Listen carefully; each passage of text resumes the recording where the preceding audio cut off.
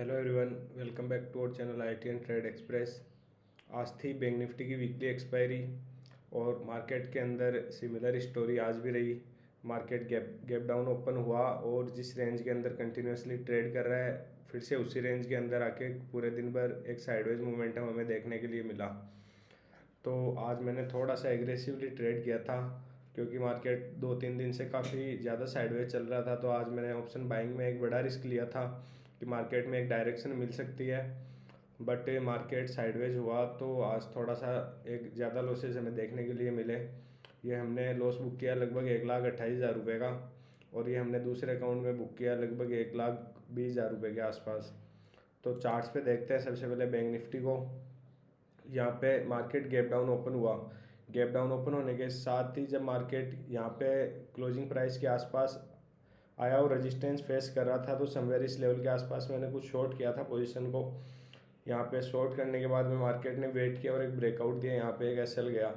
उसके बाद में जब मार्केट अपने आप को अपर लेवल पे होल्ड कर रहा था, तो मेरा प्लान ये था कि यहाँ से मार्केट को एक डायरेक्शनल मोमेंटम पकड़ना चाहिए अप साइड में, और मार्केट 47,800 एंड 48,000 तक का टारगेट प्लान हो सकता है, क्योंकि मार्केट कम्प्लीटली एक रेंज के अंदर चल रहा है। आप लोगों को ये दिखाई दे रहा होगा, यहाँ पे मार्केट में कहीं भी कुछ मोमेंटम नहीं था, केवल 400 और 600 के बीच में मार्केट 2 दिन से ट्रेड कर रहा था। तो मैंने यहाँ पे थोड़ा सा एग्रेसिवली हैवी क्वांटिटी में कॉल बाय किया और प्लान था कि मार्केट समवेयर 47,800 48,000 तक जाएगा, तो वहाँ तक एक अच्छा टारगेट मिल जाएगा। बट मार्केट कंटिन्यूसली फिर से नीचे आ गया और एक साइडवेज मोमेंटम में क्लोज किया, जिसकी वजह से थोड़ा सा बड़ा लॉसेज हमें देखने के लिए मिला। तो अभी हम कल के लिए किस तरह से प्लान कर सकते हैं। अभी बैंक निफ्टी को तो एकदम एक रेंज ने जकड़ रखा है दोनों तरफ से। ऊपर की तरफ 650 700 है, नीचे की तरफ 450 है। मार्केट 3 दिन से सिमिलर एक स्ट्रेट लाइन में मूव कर रहा है।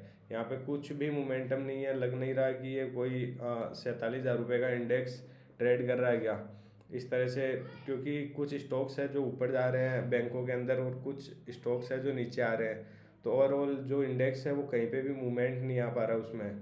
तो अभी हम कल के लिए सिंपल रखेंगे, फिर से एक बार बाइंग के लिए प्लान करेंगे। यदि मार्केट 47,750 के ऊपर निकलना स्टार्ट करेगा और टारगेट रखेंगे 48,000 तक का, यहाँ तक का टारगेट प्लान करेंगे। यदि मार्केट फ्लैट ओपन होने के बाद में 47,750 को क्रॉस करेगा उस केस में। यदि मार्केट फिर से डाउन साइड आता है तो हमें थोड़ा सा वेट एंड वॉच करना पड़ेगा कि मार्केट 400 300 इस लेवल को किस तरह से रिएक्ट कर रहा है। यदि इस लेवल के आसपास मार्केट आता है और फिर से सपोर्ट बनाता है, तो फिर से हमें एक वोलेटाइल टू साइडवेज मार्केट देखने के लिए मिलेगा। यदि इनकेस 47,250 को निकालना स्टार्ट करता है डाउन साइड में, तो फिर हम एक सेलिंग के लिए प्लान कर सकते हैं। तो थोड़ा सा ध्यान से ही देखेंगे दोनों लेवल्स को। यदि 750 के ऊपर निकलेगा और 5-10 मिनट इसको ट्रेड करने देंगे, सस्टेन करने देंगे, उसके बाद में हम बाइंग के लिए प्लान करेंगे। और यदि 250 के नीचे निकलना स्टार्ट करता है, उस केस के अंदर सेलिंग के लिए प्लान करेंगे। इसके बीच में मार्केट वॉलेटिलिटी क्रिएट करेगा, हमें ज़्यादा कुछ देखने के लिए नहीं मिलेगा। वोट इफ यदि market directly gap up open होता है, यदि market directly gap up open होता है तो हमें फिर से वेट एंड वॉच करना पड़ेगा। हमें देखना पड़ेगा कि यदि गैप अप ओपन हो रहा है तो फिर मार्केट के अंदर एक छोटा पुल बैक आएगा। पुल बैक के बाद में यदि मार्केट यहाँ पे सपोर्ट ले रहा है क्लोजिंग प्राइस के आसपास और फिर से जो ओपनिंग प्राइस है उसको क्रॉस कर रहा है डे मिड में या डे एंड में, कोई से भी टाइम पे, यदि फिर से उस जो ओपनिंग प्राइस होगी उसको यदि फिर से क्रॉस कर रहा होगा क्लोजिंग प्राइस का सपोर्ट लेके, तो इस केस के अंदर हम बाइंग के लिए प्लान करेंगे जब प्राइस फिर से क्रॉस कर रहा होगा। अदरवाइज ये क्या होगा कि गैप अप खुलेगा, फिर थोड़ी सी सेलिंग आएगी, यहाँ से एक थोड़ा सा पुल बैक आएगा, क्लोजिंग प्राइस से फिर से ऊपर जाएगा और फिर से ये इसी रेंज के अंदर आ जाएगा, तो फिर से एसएल जाने वाले हैं। तो उससे अच्छा है कि हम वेट करेंगे प्रॉपर कि एक बार पुल बैक आने देंगे, फिर जब फिर से प्राइस क्रॉस कर रही होगी उस केस में बाइंग के लिए प्लान करेंगे। वॉट इफ यदि market directly gap down open होता है, यदि गैप डाउन ओपन होता है 47,250 300 इस लेवल के आसपास, तो फिर हमें देखना पड़ेगा कि 250 किस तरह से रिएक्ट कर रहा है। यदि मार्केट इस लेवल से फिर से सपोर्ट ले रहा है तो हम सेलिंग को अवॉइड करेंगे। यदि गैप डाउन ओपन होने के बाद में 250 फ्लो में निकल रहा है तो हम सेलिंग के लिए प्लान कर सकते हैं। और क्वांटिटी साइज को अभी कम करके फिर से ट्रेड करना पड़ेगा, क्योंकि आज एक थोड़ा सा बड़ा लॉस हुआ है। जनरली मैं प्लान नहीं करता हूँ इस तरह का रिस्क लेना, बट आज क्योंकि 2-3 दिन से मार्केट साइडवेज मोमेंटम में चल रहा था, तो आज मैंने कॉल बाइंग की थी, ऑप्शन बाइंग की थी। जनरली मैं ऑप्शन सेलिंग ही करता हूँ बट आज मार्केट साइडवेज था, तो इसकी वजह से मैंने बाइंग को प्रेफर किया कि एक मोमेंटम हमें डायरेक्शनल मिल सकता है। तो अभी हम निफ्टी को डिस्कस करते हैं। निफ्टी में हम लोग किस तरह से प्लान कर सकते हैं। कल निफ्टी की वीकली एक्सपायरी है, तो डेली चार्ट्स के अंदर निफ्टी ने अपने आप को अपर लेवल के आसपास होल्ड कर रखा है काफ़ी अच्छी तरीके से। बट मार्केट में क्या हो रहा है कि बायर्स और सेलर्स दोनों हैं। नीचे की तरफ जा रहा है तो सेलर्स, नीचे की तरफ जा रहा है तो बायर्स उसको बाय कर ले रहे हैं, और ऊपर की तरफ जा रहा है तो वहाँ पे सेलर्स उसको सेल कर दे रहे हैं।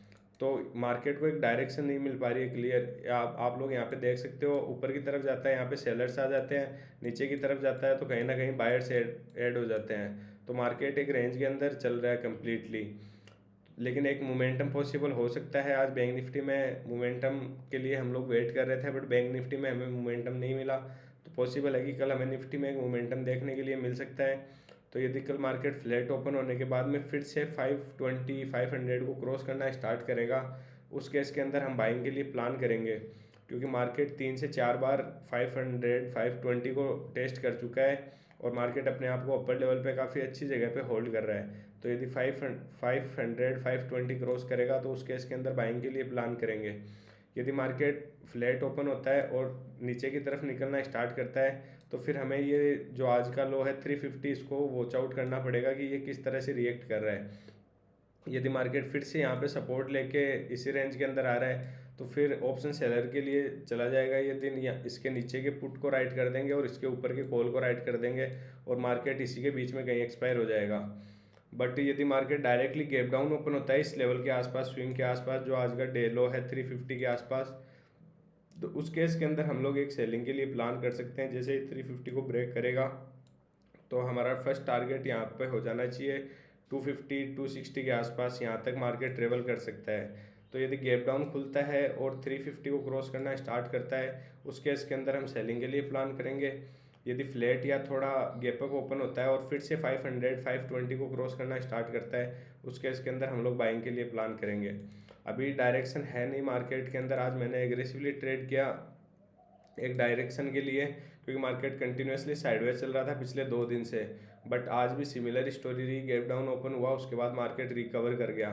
तो कल के लिए हम क्वांटिटी साइज को कंट्रोल में रख के ट्रेड करेंगे, क्योंकि हमें नहीं पता है कि मार्केट और कितने दिन साइडवेज जाने वाला है।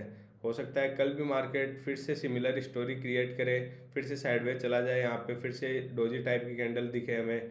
हो सकता है उसके अगले दिन फिर से साइडवेज चला जाए, तो हमें रिस्क मैनेज करके ही चलना पड़ेगा। तो इस तरह से हम लोग कल के लिए प्लान कर सकते हैं। Thank you.